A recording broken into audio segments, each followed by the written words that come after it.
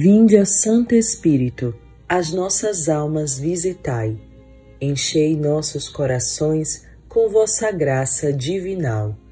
Vós sois chamado intercessor, o dom de Deus Altíssimo, a fonte viva, o fogo, o amor e a espiritual unção. Sois doador dos 7 dons e sois poder na mão do Pai. Por este transmitido a nós, enriqueceis a nossa voz. Iluminai nosso entender, em nós vertei o vosso amor. Com vossa graça eternal, o fraco em nós robustecei. Nosso inimigo repeli, e dai-nos logo a vossa paz. E tendo um guia como vós, evitaremos todo mal. Fazei-nos conhecer o Pai, e o Filho revelai também. E o que de ambos procedeis, fazei-nos firmemente crer. Glorifiquemos a Deus Pai e ao Filho que ressuscitou, e ao Espírito de Deus por todo sempre. Amém. Enviai, Senhor, o vosso Espírito, e tudo será criado, e renovareis a face da terra. Oremos. Ó Deus, que instruístes os corações dos vossos fiéis, com a luz do Espírito Santo, concedei-nos que no mesmo Espírito conheçamos o que é reto e gozemos sempre das suas consolações. Por Cristo nosso Senhor. Amém. Ave sempre bela, ó Virgem Mãe de Deus, do alto mar estrela, porta azul dos céus. Novas o anjo traz, ave te saúda, funda-nos da paz, de Eva o nome muda. Mansidão, pureza, ó Virgem sem igual, dai-nos com presteza e livra-nos do mal. Quebra o gema ao réu e dar aos cegos luz. Dai-nos, Mãe do céu, o que ao céu conduz. Mostra a seres mãe, faz a nós descer. Quem por nós nascido quis de ti nascer. Dá-nos vida pura, um caminho certo, para quem procura ver Jesus de perto. Seja ao Pai louvor, ao Cristo também, ao Consolador igualmente. Amém. Vimos que a vida de Maria é norma para todos, diz Santo Ambrósio. Ela é um modelo para aqueles que querem ser santos e agradar a Deus e assim ganhar o reino dos céus. Só que São Luís nos apresentou que existem 2 caminhos. Ou nós vivemos a vida do mundo, né? Ou nós vamos viver a vida marial. Você já escolheu qual caminho você quer seguir? Claro que essa consagração não é uma mágica, que nós vamos nos consagrar, jogamos um pó de pilim-pipim e estamos santos e perfeitos. Mas com a Virgem Maria nós decidimos ser santos e lutar por isso. Nós vamos buscar sim merecer o reino dos céus e daí optar sempre por Cristo em detrimento do mundo com suas modas, com suas teorias, regras e rótulos. Veja que o reino dos céus é como o joio e o trigo. Nós queremos o trigo, só que aí o mundo vem, o demônio vem, ou a nossa natureza corrompida com o pecado e lança o joio. Vimos que é como um grão de mostarda, que embora seja uma semente tão pequena, né, ela é lançada na terra e vira uma grande hortaliça, acima de muitas outras, um grande arbusto. Assim é o reino dos céus. Parece pequeno, mas é um tesouro precioso, enorme para nós.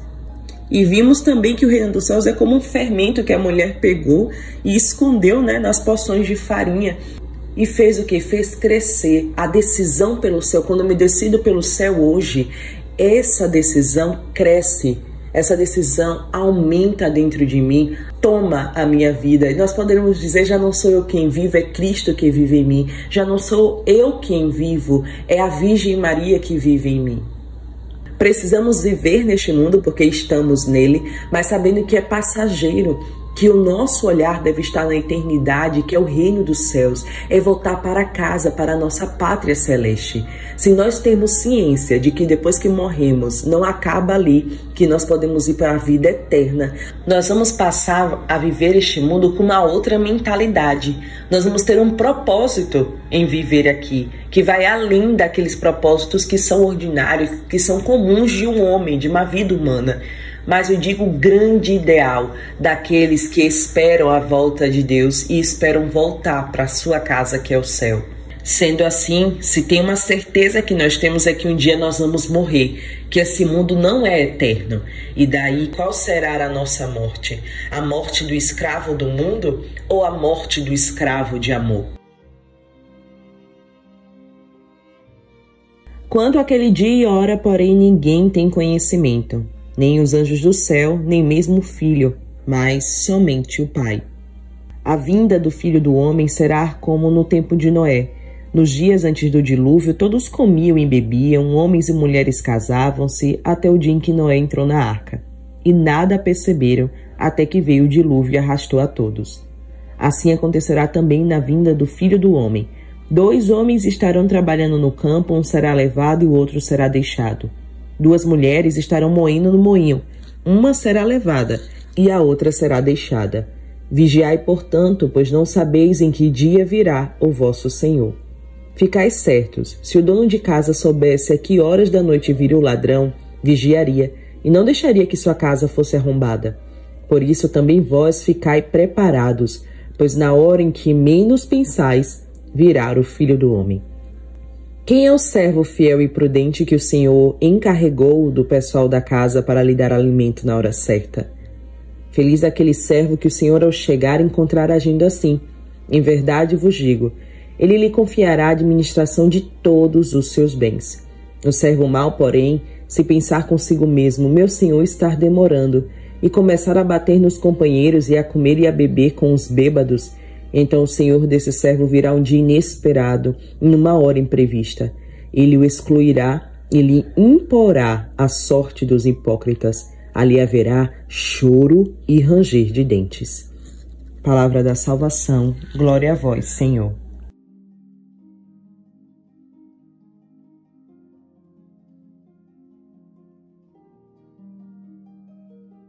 Em todas as tuas ações, em todos os teus pensamentos, deverias comportar-te como se tivesse de morrer hoje. Se tua consciência estivesse tranquila, não terias muito medo da morte. Seria melhor evitar o pecado que fugir da morte. Se não estás preparado hoje, como estarás amanhã? Enquanto vivemos na terra, somos peregrinos a caminho do céu se seguimos pela via que Deus nos marcou. Isto é, o mais importante na nossa vida, portarmos-nos de modo que, ao partirmos deste mundo e no fim dos tempos, mereçamos ouvir dos lábios de Jesus Cristo aquelas palavras consoladoras. Vinde, benditos do meu Pai, recebei em herança o reino que vos está preparado desde a criação do mundo. Mateus 25:34. Nós gostamos de viver, é claro. Somos ambiciosos em conservar a vida aqui nesta terra. E acontece que isso faz a gente se preocupar menos com a conquista da eternidade. Nós ficamos tão focados nesta vida que nós esquecemos que esta tem um prazo de validade. E que nós precisamos nos preocupar como vivemos esta vida para ganharmos a vida da eternidade. Então, se começamos a perceber essa grande verdade, nós vamos nos preocupar realmente com a vida que vai perdurar para sempre e é a que vale todos os nossos esforços.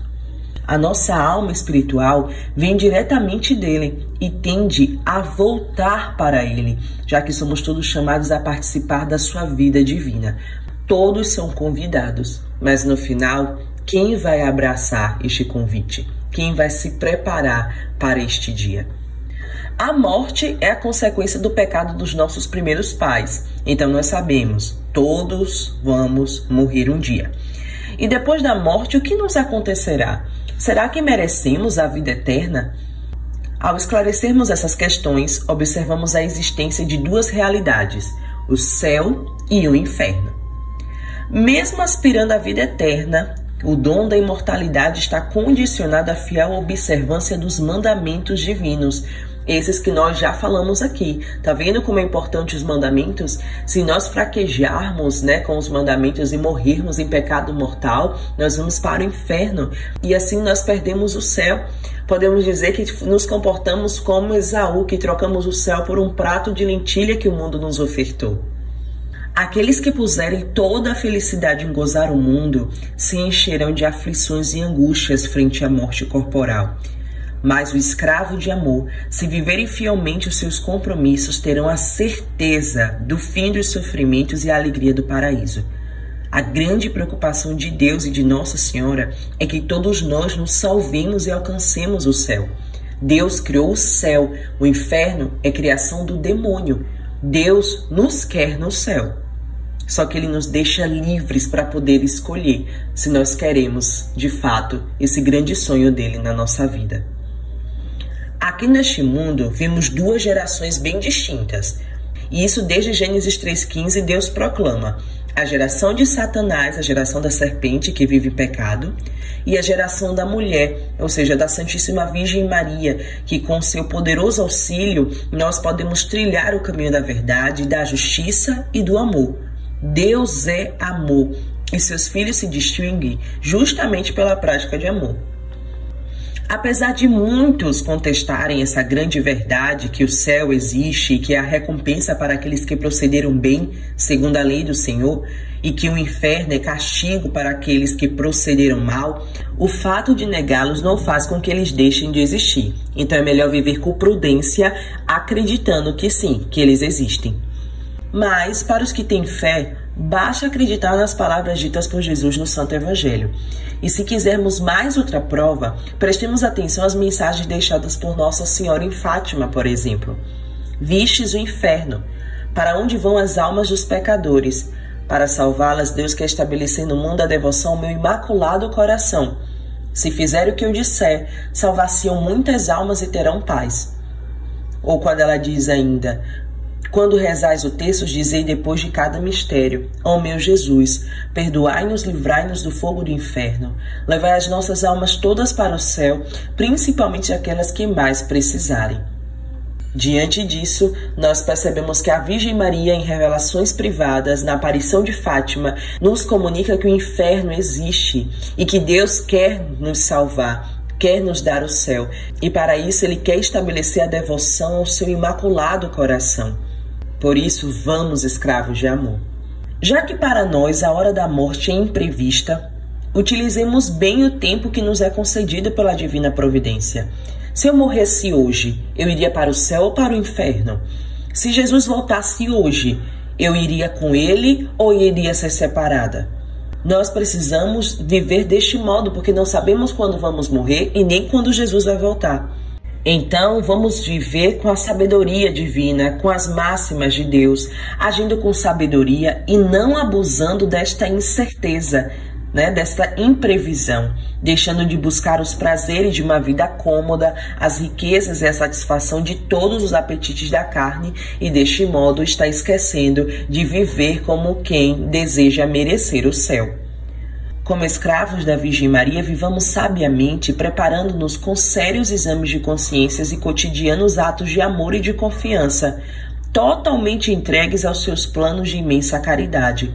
Portanto, essa perfeita devoção à Santíssima Virgem, vivida e ensinada por São Luís Maria de Montfort, é um meio seguro para se preservar na graça, consistindo num morrer contínuo para si mesmo, desfazendo-se de toda e qualquer afeição às coisas más. Servir Maria Santíssima é sinal de predestinação. Como vivemos é como morreremos. Gente, que forte isso! Como vivemos é como morreremos.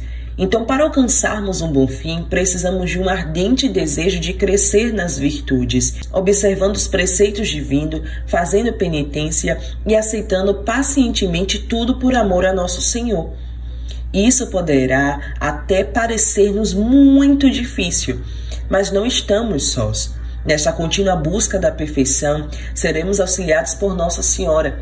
Lembre que antes da glória, da alegria da ressurreição, Jesus passou pelo seu Calvário.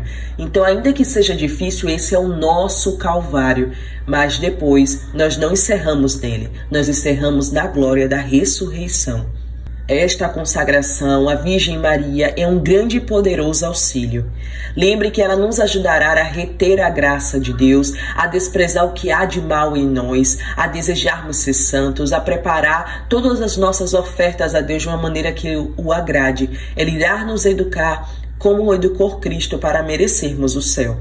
Eis a grande via, a via daqueles que desejam ser santos e estão com um olhar sobre a vida eterna. Oração. Virgem Santíssima, em quem colocamos toda a confiança, transformai as amarguras da vida eterna com a vossa doçura. O tentador quer nos lançar no desespero, mas o vosso amor terníssimo há de dissipar essas trevas. Esperança da nossa vida, conduze-nos à eternidade. Amém. Senhora das dores, faça da morte do nosso corpo a eterna glória da nossa alma. Senhora das dores, faça da morte do nosso corpo a eterna glória da nossa alma.